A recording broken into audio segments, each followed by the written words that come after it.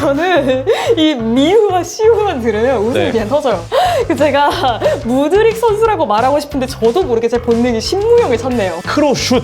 이게 굉장히 멋진 골이 되었죠. 경기 후에 무드릭 선수가 이 골은 의도했던 골이다 이렇게 이야기 남겼더라고요. 이거 진짜 의도라고 보세요? 무드릭의 시선이 골대 쪽으로 가 있진 않았거든요. 잘하는 선수에게 운도 쫓아오는 거잖아요. 네. 그 첼시 수비진도 상당히 탄탄하다 이런 인상 받을 수 있는 경기였던 것 같아요. 그 해결사를 누가 할지에 대해서 첼시는 빨리 해답을 좀 찾아야 된다고 봅니다.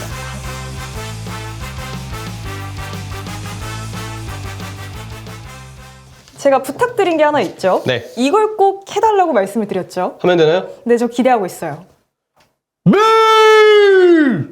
저는 이 미우와 시우만 들으면 웃음이 네. 그냥 터져요. 너무 즐겁습니다. 너무 재밌는 밈이죠, 사실. 네네네. 아, 우리 누네스도 잘해서 나중에 뉘 한번 했으면 좋겠습니다. 미우와 니우는 다르거든요. 네. 미우 상당히 다르게 들리네요. 많이 옆에서 다르죠. 들으니까 네. 미우와 미우는 큰 차이가 있네요. 누네스, 자. 미우도 정말 찰진데 우리 뉴캐슬전에 한번 네네네. 해봤죠. 예. 자, 미우의 주인공 신무형 오늘의 마지막 주제입니다. 네. 그 신무형이 사실 최근에는 그래도 무드릭으로 할까요? 무드릭으로 하긴 해야겠죠. 네. 아니, 전국에 진짜 신무형이라는 이름을 가지신 분이 계실 거예요. 네네. 깜짝깜짝 놀라실 것 같아. 제가 무드릭 선수라고 말하고 싶은데 저도 모르게 제 본능이 신무형을 찾네요. 익숙해져가지고 그래요. 자, 오늘의 마지막 주제 무드릭 선수입니다. 무드릭 선수가 최근에 부진한 모습을 보였습니다만 지난 경기부터 살아나는 모습 보여주고 있거든요. 물론 경기는 2대2 무승부로 아스날과의 경기 마쳤습니다. 하지만 신무용 무드릭의 활약은 눈부셨죠. 한 골도 그렇죠. 기록했고요. 네, 역시 이제 이번 경기에 가장 큰 화제가 되었던 장면은 후반전 초반에 있었던 나야 골키퍼의 그 키를 넘기는 네. 나야 골키퍼를 이렇게 쭉 넘기는 크로슛 이게 굉장히 멋진 골이 되었죠. 엄청 멋있었죠. 경기적으로도 첼시한테 추가골이 필요했을 때 기세들도 탈 수 있게 만들어주는 골이었기 때문에 의미도 컸고요. 그 과정이 아마 이번 경기에서도 좀 무드릭 선수한테도 또 첼시 팬분들에게도 가장 강렬한 임팩트를 준 장면이 아닌가 생각을 합니다. 경기 후에 무드릭 선수가 이 골은 의도했던 골이다 이렇게 이야기 남겼더라고요. 근데 보시기에 혹시 이거 진짜 의도라고 보세요? 아니면 약간의 운이 좀 가미됐다고 생각하세요? 이게 각도마다 다른데요. 그냥 우리가 중계화면으로 봤던 각도로 봤을 때는 무드릭의 시선이 골대 쪽으로 가 있진 않았거든요. 네. 스털링 쪽으로 가 있던가 그래요. 그래서 이거는 그냥 크로스로 올렸는데 약간 빗맞은 게 밀리면서 라야를 넘긴 게 아닌가라고 좀 보는데 근데 팬분들이 또 올린 직캠 영상을 보니까 이렇게 그 다른 각도에서 잡아준 걸 보니까 또 약간 무드릭이 라야 골키퍼 나온 걸 보고 올린 것 같기도 하고 약간 그런 느낌도 사실 들기는 해요. 이게 좀 긴가민가 좀 애매한 부분이기는 한데 본인의 말을 믿어보는 수밖에 없는 것 같습니다. 그 원래 잘하는 선수에게 운도 쫓아오는 거잖아요. 네. 진짜 실력이 없는데 운으로만 골을 넣는다? 이건 안 되는 거거든요. 축구에서는 전 그게 되게 중요하다고 보는데 시도하지 않으면 결과가 없어요. 네. 이 선수는 시도를 한 겁니다. 우리 신무형은 그래도 혹시 모를 결과가 나올 수 있다라는 점에서 킥을 시도한 거죠. 그게 크로스건 어쩌고 슛이면 어떻습니까? 제일 중요한 건 골이 들어갔다는 거예요. 그리고 그 골이 첼시에게 상당히 필요한 골이었다는데 네. 우리가 관심을 둬야겠죠. 음.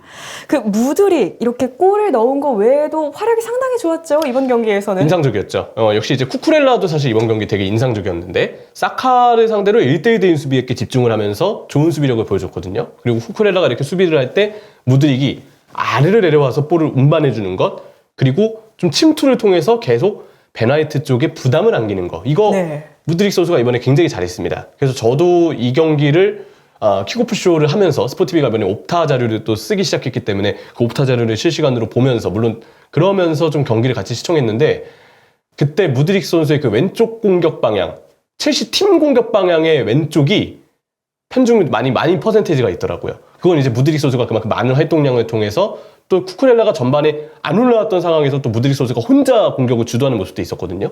이번 경기에서의 어떤 임팩트는 분명히 좀 강렬했다라고 생각을 합니다.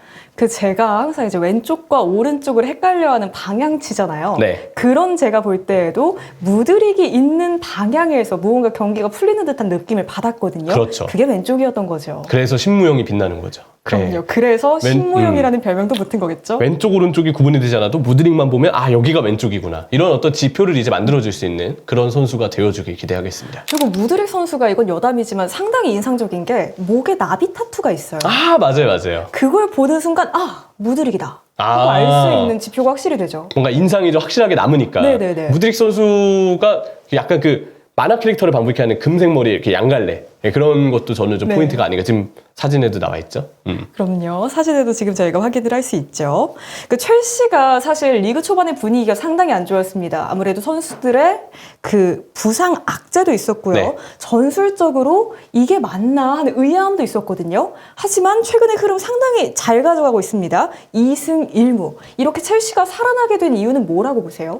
역시 드디어 포체티노가 피드백을 수용했구나. 오. 초반에 그 얘기했었죠. 우리가 영상을 통해서 엔소를 위로 올리고 갤러거를 자꾸 아래로 내린다. 근데 엔소는 사실 아래에서 패스 풀어주는 걸 잘하고 갤러거는 위에서 침투하는 걸 잘하는데 둘을 반대로 쓰는 거예요. 네. 그래서 제발 감독님 둘 쓰임새 바꿔만 주면 팀 잘할 것 같은데 왜 안 바꾸고 자꾸 그 선수를 안 맞는 역할을 줘서 씁니까? 이걸 이제 비판을 했던 게 우리의 지난 이전까지의 첼시 영상이었는데 요즘 경기들 보면 풀럼전도 그렇고 번니전도 그렇고 이번 경기도 그렇고 엔소와 갤러거 역할을 드디어 조정을 했습니다. 네. 물론 이번 경기에 엔소는 약간 지쳐있는 모습이긴 했지만 그래도 엔소라는 선수는 첼시의 볼 순환을 위해서 분명히 필요한 자원이거든요. 근데 갤러거는 위에 올라가서 그 활동량 갤러거도 되게 필요한 자원이에요. 악착같이 뛰면서 계속 침투를 가져가고 콜파머하고 융화도 돼주고 이게 네. 갤러거의 역할이었거든요. 그리고 엔소가 뒤에서 패스 풀어주고 카이세도도 또 카이세도의 역할을 해주고 카이세도, 엔소, 갤러거의 중원조합이 드디어 우리가 원하는 방향대로 갖춰지면서 호흡이 맞아떨어지고 있기 때문에 이 부분이 첼시의 상승세를 이끄는 포인트가 되었다고 좀 생각을 하고요. 그리고 아까 앞서 그 콜파머 얘기 살짝 해주셨잖아요. 네. 이번 첼시 이번 경기에서 첫 골은 콜파머에게서 나왔거든요. 파머 진짜 이 잘했죠. 선수의 활약도 장난이 아닌 것 같아요. 파머 선수를 이번에 가짜 9번으로 기용했습니다. 그리고 파머가 오른쪽으로 약간 내려와 있을 때는 갤러거가 또 올라가면서 예전에 맨체스터 시티도 데브라이너, 베르나르도 실바가 약간 둘이 번갈아 가면서 가짜 9번을 봤던 시즌이 있었어요. 네. 혼란이 오기 전 2021-22 시즌 이때가 해당이 되는데 이번 첼시 전술도 저는 약간 그 부분이 있었다고 봐요. 갤러거랑 콜 파머가 번갈아 가면서 그 가짜 9번을 소화를 했고 물론 거의 대부분의 시간은 사실 콜 파머 선수가 차지했죠. 근데 콜 파머가 진짜 좋은 선수입니다.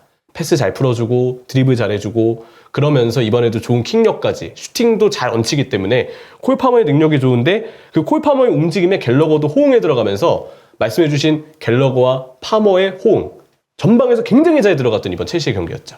그 첼시 수비진도 상당히 탄탄하다 이런 인상 받을 수 있는 경기였던 것 같아요. 요즘에 일단 실점이 좀 적고요. 여기서 수비가 탄탄하다는 산체스는 예외입니다. 네, 산체스 골키퍼는 예외지만 수비진만큼은 안정적으로 잘하고 있는 것 같아요. 특히 뭐 네. 티아고 실바 너무 많은 경기를 이 나이에도 뛰고 있다는 생각이 들긴 하지만 여전히 잘하고 있고 그리스도와 같은 선수들도 상대 수비 지울 때 1대1 수비 능력이 좋고 쿠쿠렐라는 이번에 진짜 인상적이었죠. 네. 왼쪽 풀백으로 나와서 사카를 또 1대1로 막아내는 그런 어떤 헌신적인 모습까지 첼시 어떤 수비는 이번에 코릴이 조금 불안하긴 했지만 그래도 바디아실도 곧 돌아온다고 하고 여러모로 좀 첼시 수비는 역시 기대할 수 있는 부분이 참 많지 않나 이렇게도 생각을 하게 됩니다. 이렇게 좋은 흐름 가져가고 있는 첼시입니다만 사실 현재 순위는 10위예요. 네. 10위에서 조금 더 반등하기 위해서는 앞으로 팀이 풀어가야 할 문제가 남아있을 것 같거든요. 그렇죠. 일단 지금 순위표도 여러분들 지금 눈에 들어올 텐데 첼시가 초반에 승점을 너무 많이 잃었어요. 네. 아까 얘기했던 포체티노의 그 갤러거 엔소에 대한 잘못된 기용 이것만 조정해줬어도 초반에 승점을 좀 땄을 텐데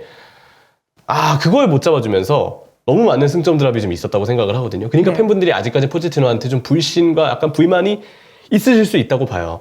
그래서 그런 점들 때문에 만회를 해야 될 승점이 아직 많다.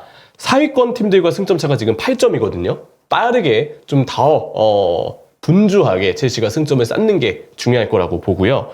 득점 패턴도 사실 좀 더 필요해요. 이번 경기들 골 들어갔던 과정들 보셨죠? 네네. 살리바의 핸드볼을 통한 페널티킥 그리고 신무용의 크로슛. 네. 사실 두 가지 상황을 패턴이나 어떤 플레이라 보기에는 사실 좀 무리가 있어요. 그런 점들을 봤을 때 어떻게 골을 좀 만들어갈지 박스에서 어떤 움직임과 연계를 가져갈지 그런 어떤 득점에 대한 패턴을 조금 더 명확하게 보여주는 게 필요하고 무엇보다 이 골들이 원톱 공격수에 의한 골이 아직 아니잖아요. 네. 결국 해결사가 필요한데 그 해결사를 누가 할지에 대해서 첼시는 빨리 해답을 좀 찾아야 된다고 봅니다. 아직은 그러면 첼시의 골을 넣는 그 패턴이라고 네. 할 게 부족한 상황이고 그쵸. 선수들 개개인의 능력에 기대고 있다고 봐야 되는 걸까요? 아무래도 그런 부분이 있죠. 아니면 측면에 좀 모였을 때 크로스에 좀 반복되는 그런 좀 단조로운 공격들도 아쉬운 편이고 기회를 만든다 하더라도 그래도 뭔가 결정짓지 못하는 약간 공격수들의 결정력 문제도 여전히 있거든요. 근데 그렇기 때문에 오히려 다행인 건 콜 파머 선수가 오른쪽 하프 스페이스 쪽을 그래도 잘 차지해주고 움직여주면서 첼시 공격에 그래도 조금 더 창의성을 불어넣어주고 있지 않나 이런 생각을 좀 했습니다. 저는 첼시 하면 이제 젊고 어린 선수들이 많은 팀이라고 알고 있으니까 이 팀의 위험 요인 중 하나는 어쩌면 멘탈을 단단하게 잡아줄 베테랑 선수의 부재가 아닐까 그런 생각도 있거든요. 너무 어리죠, 대체적으로. 그래서 분위기 좀 휩쓸릴 수 있는데 이번 경기가 사실 좀 그랬어요. 로베르트 산체스 골키퍼의 그 말도 안 되는 실수. 네. 라이스한테 이제 실점하는 데 비미가 됐죠. 그 장면만 보더라도 그때 그 실수 이후로 선수들이 분위기가 완전히 휩쓸렸는데 어린 선수단이기 때문에 또 어떻게 분위기를 탈지 어떻게 분위기를 휩쓸릴지 잘 모르는 상황이에요. 변수가 좀 많다. 선수단이 어린 나이라는 점은 꼭 장점이 아닐 수 있다는 얘기를 좀 하고 싶습니다. 그리고 왜 60분마다 우리 신무용 교체하잖아요. 네. 이거 조금 아쉽거든요. 제가 보기에도 그래요. 굳이? 왜냐면 무드릭이 만약에 그 이후에도 남아있었다면 아스날이 라인을 올리려고 했을 때 무드릭의 속도가 있으니까 상대가 되게 부담을 많이 느꼈을 거예요. 근데 무드릭을 매 순간마다 60분마다 빼는데 뺀 이후의 성과가 사실 그렇게 좋지 않거든요. 이거는 진짜 경기를 봐도 드러나는 부분인데 그래서 무드릭 선수의 어떤 교체 타이밍을 조금 상황에 따라서 늦게 가져가는 것도 어떨까.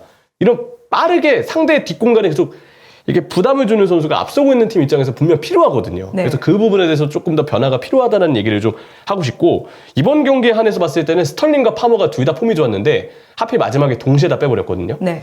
좀 아쉽죠. 그리고 교체 투입된 지 얼마 안 돼서 리스 제임스가 이제 적응을 하려던 차이나에 실점이 나왔으니까 여러모로 이번 포체티노의 교체는 사실 좀 좋은 어떤 인상은 아니었다. 이런 교체술도 분명 포체티노가 앞으로의 일정에서는 보완해야 될 부분이 아닌가라고 생각을 합니다. 그 이번 경기에서 스털링의 활약이 눈에 띄었다고 말씀해 주셨는데 네. 제가 예전에 들었던 기억 중에 하나가 이명철 해설위원이 스털링 하면 상당히 창의적으로 실수를 하는 선수다라고 맞아요. 말했던 기억이 나거든요. 이건 이제 고쳐졌다 혹은 이번 시즌에는 이런 모습이 나오지 않고 있다 이렇게 봐야 될까요? 이번 시즌은 잘하고 있어요. 스털링 선수가 그래도 폼이 꽤 좋은 편으로 올 시즌 초반부터 지금까지 기세를 이어가고 있고요. 물론 이제 그 실수들, 결정력의 문제, 올 시즌 내내 이제 그 좋은 결정력이 계속 이어질지는 물론 두고 봐야 되겠지만 확실한 건 올 시즌 스털링은 그래도 이전보다 특히 지난 시즌보다는 꽤 올라온 모습으로 우리가 정리할 수 있지 않을까 싶네요. 네, 스털링 그리고 무드릭 그 외 다른 선수들까지 첼시의 반등을 기대할 수 있는 요소 바로 선수 풀이 아닐까 이런 생각이 드는 마지막 주제였습니다.